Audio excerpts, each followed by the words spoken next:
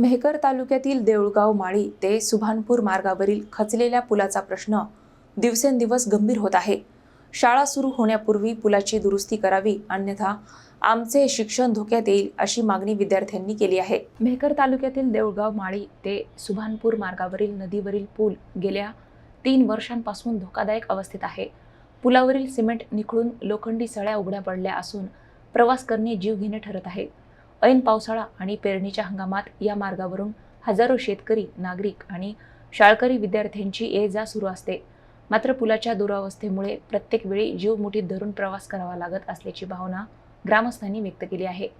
या प्रश्नाकडे लक्ष वेधण्यासाठी ग्रामस्थांनी पुलावरच ठिय्या आंदोलन केले होते।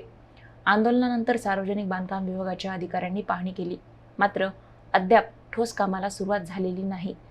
दरम्यान शाळा सुरू होण्यास काही दिवस शिल्लक असताना विद्यार्थ्यांनी प्रशासनाकडे भावनिक साथ घालत पूल दुरुस्त करा, नाहीतर आमचे शिक्षण सुटेल अशी मागणी केली आहे। या रस्त्यामुळे आम्हाला खूप त्रास होत आहे। 5 वर्षापासून आम्ही या रस्त्याने जात होतो, पण आता आम्ही सहन करणार नाही। आम्हाला पूल बांधून हवा आहे। याच शाळा 15 जूनला आमची शाळा उघडणार आहे, त्याच्या आत आम्हाला पूल बांधून द्यावा। मी देऊळगाव माळीमधील महात्मा ज्योतिबा फुले या शाळेत शिकत आहोत। या पुलामुळे पावसाळ्यात या पुलामुळे आमची शाळा खूप दिवस बुडते।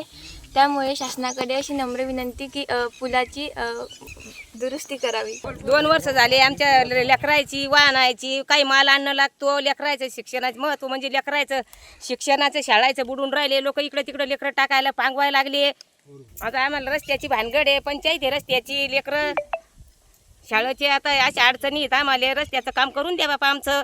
हो, 4-5 वर्षापासून आमचा रस्ता यासा आहे, धोकेदायक आहे। आमच्या जीवाला धोका आहे, लेकराच्या जीवाला धोका आहे।